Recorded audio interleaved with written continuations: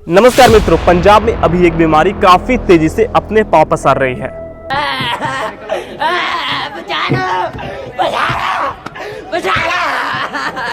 आपको ये मीम्स ज्यादा कुछ लग नहीं रहा होगा, लेकिन अभी के समय में यह पूरे पंजाब में एक वेरी क्रिटिकल डिजीज के रूप में फैल रही है। मतलब कि आपको कैंसर ठीक कराना हो, बचपन से पैरालाइज लोगों को फुल्ली फिट करना हो, एड्स क्योर कराना हो, फिर चाहे वो ऑनलाइन हो या फिर ऑफलाइन, यह दोनों मोड में बड़े ही आसानी से काम हो जाएगा।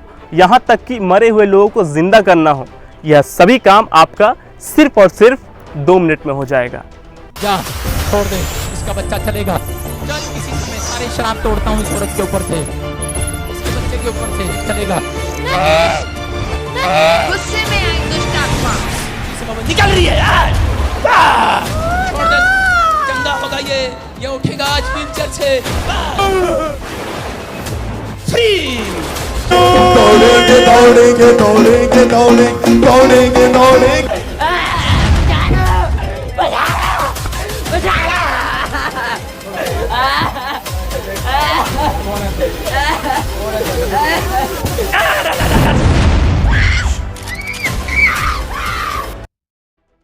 दोस्तों, आपको यह मजाक से ज़्यादा कुछ लग नहीं रहा होगा, लेकिन अभी के समय में यह पंजाब में एक्चुअल में हो रहा है, जहां पर सिख्स क्रिश्चियंस में कन्वर्ट हो रहे हैं। जी हाँ दोस्तों, सिख्स जिनके गुरुओं ने अपनी जान तक दे दी थी, पर फिर भी उन्होंने अपना धर्म परिवर्तन नहीं किया था। यहाँ तक कि गुरु गोविंद सिंह जी के 6 और 8 साल के बच्चों को जिंदा दीवार के पीछे गाड़ दिया गया था, फिर भी उन्होंने अपना धर्म परिवर्तन नहीं किया।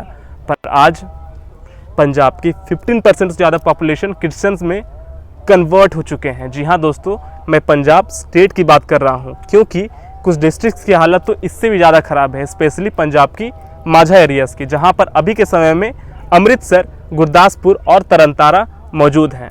स्पेशली तरनतारा में 2011 से 2021 के सेंसस के बीच में क्रिश्चियनिटी में 102% का ग्रोथ देखने को मिला है। और इसके साथ ही दोस्तों, पंजाब के कंसबू गाँव में 70% से ज़्यादा पॉपुलेशन आज के समय में क्रिश्चियंस में कन्वर्ट हो चुके हैं। और अभी के समय में पंजाब में ओपनली मूवी से लेकर गानों से लेकर भजन तक में हर जगह क्रिश्चियनिटी को प्रमोट किया जा रहा है।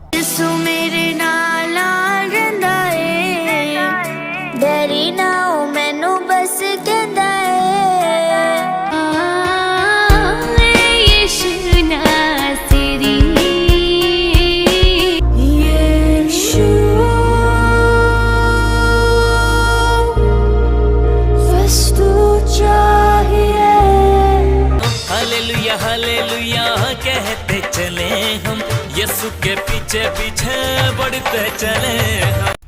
दोस्तों, क्रिश्चियन रिलीजन ने ईयर 1834 में पहली बार पंजाब में एंट्री ली थी, और उस समय जॉन लॉरी और विलियम रीड पंजाब के पहले 2 मिशनरीज थे। और मिशनरीज उन्हें बोला जाता है जो कि अलग अलग देशों में जाकर अपने धर्म का प्रचार प्रसार करते हैं और लोगों को ब्रेन वॉश करके अपना धर्म छोड़कर क्रिश्चियनिटी में कन्वर्ट करने का काम करते हैं। और पंजाब की अगर बात करें तो पंजाब में इसके शुरुआती फॉलोअर्स ज़्यादातर अर्बन लिटरेट्स थे, क्योंकि पंजाब में उस समय सिख धर्म सबसे बड़ा धर्म हुआ करता था। और पंजाब में उस समय सिख, हिंदू और मुसलमान रिलीजन की पॉपुलेशन ज़्यादा होने के कारण क्रिश्चियन रिलीजन पंजाब में उस समय उतना फैल नहीं पाया।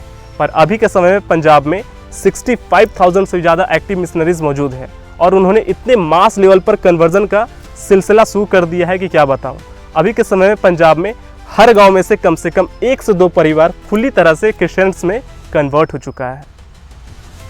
दोस्तों, करंटली क्रिश्चियन मिशनरीज का टारगेट हिंदू, सिख और मुसलमानों की छोटी जातियों का ग्रुप है। स्पेशली रूरल दलित्स के इस मास कन्वर्जन ने मेनली अर्बन क्रिश्चियंस को रूरल और बैकवर्ड कम्युनिटीज़ में बदल दिया है। इसलिए पंजाबी ईसाइयों को अब backward, economically unbalanced, uneducated and less urbanised माना जाता है। दोस्तों, हिंदू और सिख कम्युनिटी के अंदर मौजूद लोअर और अपर कास्ट के लोगों के बीच में वेरिएशन पिछले कई डिकेड से चलते हुए आ रहा है। और ऐसे सिचुएशन में लोअर कास्ट के लोग अपर कास्ट के लोगों से काफ़ी ज़्यादा हेट करने लग जाते हैं। और करे भी क्यों नहीं, क्योंकि हर इंसान को अपनी एक रिस्पेक्टेड लाइफ चाहिए होती है, ताकि वे अपने समाज में अपनी अच्छी लाइफस्टाइल को मेंटेन कर पाए। लेकिन ये उनसे अधिकार अपर कास्ट के लोगों ने छीन लिया है। मतलब कि दोस्तों, अगर आप पंजाब में जाएंगे तो वहाँ पर ऊंची जाति के लोगों द्वारा गुरुद्वारे बनाए गए हैं, और उन गुरुद्वारे के बाहर साफ साफ बोर्ड में लिख दिया जाता है कि यहाँ पर नीची जाति के लोगों का आना मना है। के कारण ही ये जो गुरुद्वारे अलग अलग बने हुए हैं, हमारे गांव में तो 2 है, कहीं कहीं 3-3, 4-4 गुरुद्वारे हैं। जितनी जाति है उतने गुरुद्वारे या मंदिर है। लेकिन जो इनका अमल है वो तोड़ने की बात करता है। जब हम राम सिंह हैं तो राम सिंह हैं, जब हमने अमृत छक लिया तो हम सिख हैं।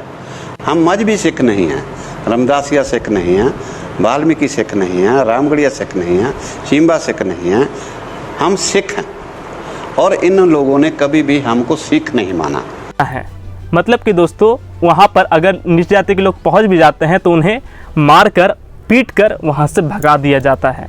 इसी के साथ दोस्तों विवाह और अंतिम संस्कार जैसे सेरेमनीज़ में अगर कोई नीची जाति के लोग वहाँ पर पहुँच जाते हैं तो उन्हें बेइज्जत करके वहाँ से भगा दिया जाता है। ज़रा सोच के देखिए दोस्तों, इससे उनके मन में अपर कास्ट के लिए कितनी ज़्यादा हेट फैल जाती होगी। और इसी चीज़ का फ़ायदा उठाकर ये मिशनरीज़ अपने रिलीजन का प्रोपेगेंडा ज़्यादातर उन कम्युनिटीज़ में फैलाते हैं जो कि लोअर कास्ट के अंदर आता है, जैसे कि मजहबी सिख्स, दलित और वाल्मीकि हिंदूज़। इसके साथ ही दोस्तों पंजाब में स्कूल ड्रॉप आउट रेट 21.7% है, जो कि देश की most highest drop out rate है, जिस कारण से प्राइमरी स्कूल में 84% इनरोल स्टूडेंट्स में से ओनली 51.6% स्टूडेंट्स ही सेकेंडरी स्कूल्स में एडमिशन ले पाते हैं। और इसमें हमारे स्कूल्स भी कुछ कम जिम्मेदार नहीं हैं। पंजाब के एजुकेटेड टीचर्स की कमी कारण ही पंजाब के स्कूल्स में अच्छी एजुकेशन अफेक्टेड होती जा रही है। और इसका फ़ायदा उठाकर ये मिशनरीज़ रूरल एरियाज़ में फ्री सब्सिडी वाली एजुकेशन और साथ में आसपास के गांव में फ्री बसेस की सर्विसेज भी प्रोवाइड करवा रहे हैं। और इस चीज़ का फ़ायदा उठाने के लिए निचले वर्ग के लोग कन्वर्जन की ओर बढ़ते चले जा रहे हैं। शिरोमणि गुरुद्वारा मैनेजमेंट कमेटी सिखों के लिए एक सुप्रीम अथॉरिटी है और सिखों के बीच SGPC के थ्रू रिलीजियस प्रोपेगेंडा ना फैलाने के कारण ही पंजाब के युवा सिखों में apostasy is becoming wide spread.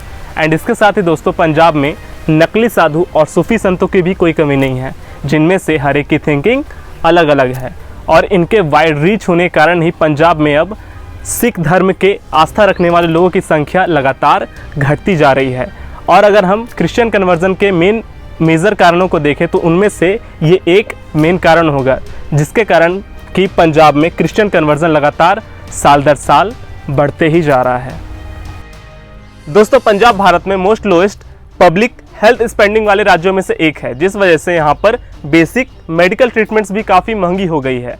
और इस चीज़ का बखूबी फ़ायदा ये मिशनरीज उठाते हैं और उसके बाद वे गरीब या फिर निचले वर्ग के लोगों को फ्री मेडिकल ट्रीटमेंट का लालच देकर अपनी सभाओं में बुलाते हैं और उसके बाद फिर ये उन्हें बहुत अच्छी तरह से ब्रेन वॉश करते हैं। जहाँ पर मैं खड़ा हूँ तारा वहाँ रुक गया, क्योंकि यीशु मसीह आज मेरे ऊपर आया हुआ है। He stays silent. He doesn't speak. There's no quotation of Jesus speaking to anybody. Okay, hang on. So you're putting your own words into the Bible. You are corrupting the scriptures, my brother. So he does not say that. That's racist. तुम लोग गंदे बेजान मूर्तियों की पूजा क्यों करते हो? मूर्खों, क्या वो बोल सकते हैं? नहीं। क्या वो देख सकता है? नहीं। क्या वो आशीर्वाद दे सकता है? नहीं। और इन सभाओं में उन्हें फ्री खाना भी प्रोवाइड किया जाता है। और आप तो हमारे इंडिया का हाल जान ही रहे हैं कि जहाँ पर भी फ्री खाना मिलता है वहाँ पर लोग भारी संख्या में टूट पड़ते हैं और इसका फ़ायदा ये मिशनरीज उठाते हैं। और इसके साथ ही ये अपने सभाओं में बड़े बड़े सेलिब्रिटीज़ को भी बुलाते हैं। सबसे पहले मैं प्रॉफिट साहब को धन्यवाद कहना चाहती हूँ, उन्होंने मुझे याद किया। और जिस वजह से यहाँ पर निचले वर्ग के लोगों के लिए कुछ बच नहीं जाता है। वे ना चाहते हुए भी इन सभाओं के लालच में आकर अपने ईसाई धर्म में बदल जाते हैं। दोस्तों पंजाब में धर्म परिवर्तन का सबसे बड़ा कारण यूरोपीय देशों में इमिग्रेंट करने का वादा है। मतलब कि पंजाब से हर साल 1,50,000 से भी ज़्यादा स्टूडेंट्स पंजाब से इमिग्रेंट होकर यूरोपीय देशों में जा रहे हैं, जैसे कि UK, USA, ऑस्ट्रेलिया और कनाडा। और उसमें से भी 70% से भी ज़्यादा स्टूडेंट्स कनाडा में ऑलरेडी शिफ्ट भी हो चुके हैं। और इसके लिए इमिग्रेंट से काफ़ी मोटी फ़ी भी चार्ज की जाती है, जैसे कि हर एक इमिग्रेंट जो कि यूरोपीय देशों में जाना चाहता है उससे 15 से 25 लाख रुपए तक फ़ी देना होता है, तब जाकर वे इमिग्रेंट होकर यूरोपीय देशों में जा पाते हैं। और वहाँ पर जाके वो कुछ खास कर नहीं हो रहे होते हैं, उसमें से 50% से भी ज़्यादा स्टूडेंट्स वहाँ जाकर फंस जाते हैं और जॉब ना मिल पाने के कारण वे जॉबलेस होकर या तो मजदूरी करते हैं या फिर सड़कों पर भीख मांगने का काम करते हैं। ICMR के रिपोर्ट के अकॉर्डिंग पंजाब में 39,521 कैंसर केसेस 2021 में थे और यह 2024 में 7% की ग्रोथ से बढ़कर 42,000 के भी पार पहुंच गई है। और इसी वजह से पंजाब भारत के उन राज्यों में से एक हो गया है जहां पर सबसे ज़्यादा कैंसर केसेस मौजूद हैं। लोगों की परेशानी ये है कि उन्हें इलाज तक नहीं मिल पा रहा। इलाज के लिए लोगों को भटकना पड़ रहा है और लोग कैंसर के इलाज के लिए चंडीगढ़, राजस्थान और दिल्ली जाने को मजबूर है। कैंसर की नेशनल एवरेज 90 मरीज प्रतिदिन है, जबकि मालवा बेल्ट में 130 से 135 मरीज रोजाना मिल रहे हैं। भटिंडा से बीकानेर जाने वाली इस ट्रेन को कैंसर ट्रेन कहा जाता है। ये कैंसर ट्रेन कितने बजे आएगी? 9-10 तक आएगी यार।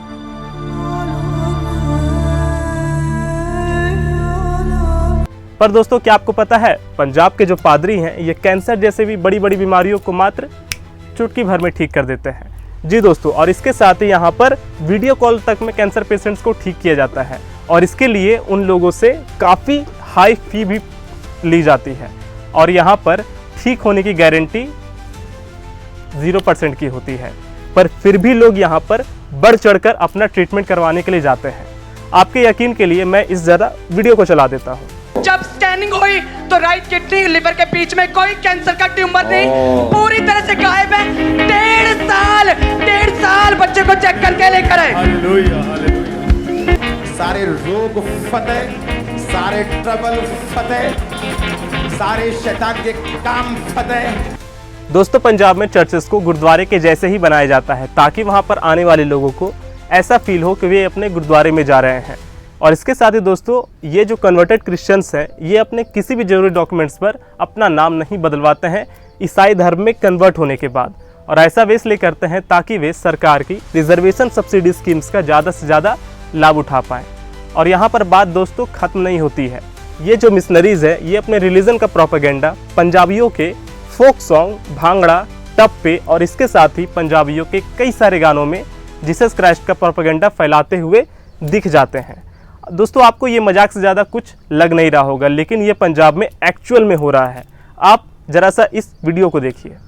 बाइबल उठावा भैया यीशु जी के नाम से, बाइबल उठावा भैया यीशु जी के नाम से, बाइबल उठावा भैया यीशु जी के नाम से।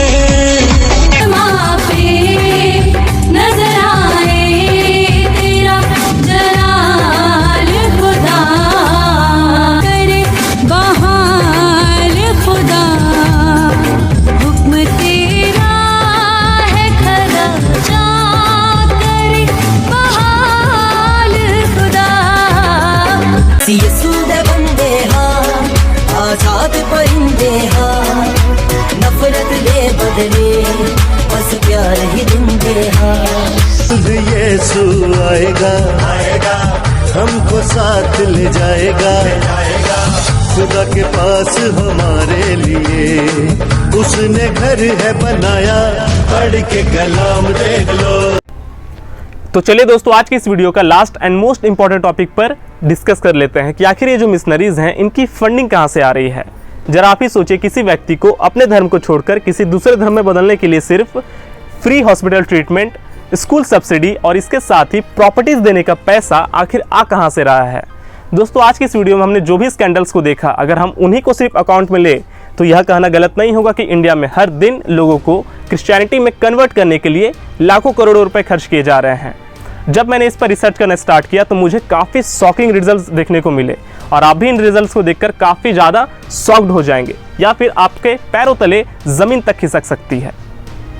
दोस्तों, कम्युन के थ्रू पब्लिश किए गए इस आर्टिकल में यह रिपोर्ट किया गया कि इंडिया में हर दिन लोगों को क्रिश्चियंस में कन्वर्ट करने के लिए अमेरिका की most famous Christian organization international board ने $175 बिलियन का बजट अलॉट किया है, जो कि इतना बड़ा अमाउंट है कि इंडिया में अगर हर दिन इस ऑपरेशन के लिए 8 करोड़ रुपए भी अगर खर्च किए जाए तब भी इस ऑर्गेनाइजेशन का बजट अगले 470 सालों तक भी खत्म नहीं होगा।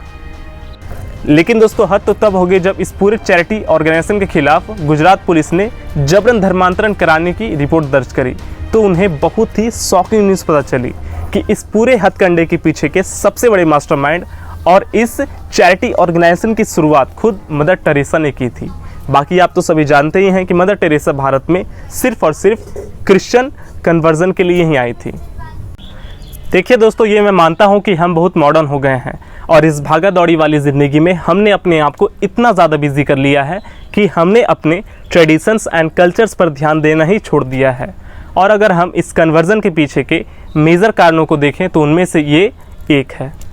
दोस्तों, हमने और अपने आने वाले जनरेशन को हमने पूजा पाठ तो करना सिखा दिया है, पर उसके पीछे के डीप थिंकिंग एंड ट्रेडिशंस के पीछे के डीप रहस्यों को बताना भूल चुके हैं, जो कि आज के समय में वेस्टर्न कंट्रीज़ के लोगों को सनातन धर्म अपनाने पर मजबूर कर रहा है।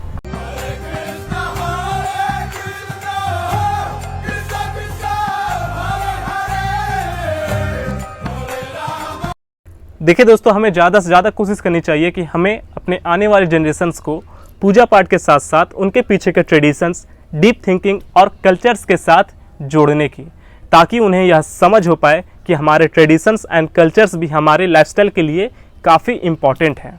बाकी दोस्तों, आपको यह वीडियो कैसा लगा, अपने दोस्तों के साथ इसे ज़रूर शेयर करें और वीडियो अगर पसंद आया हो तो मेरे साथ अपना एक कमेंट ज़रूर साझा करें। धन्यवाद।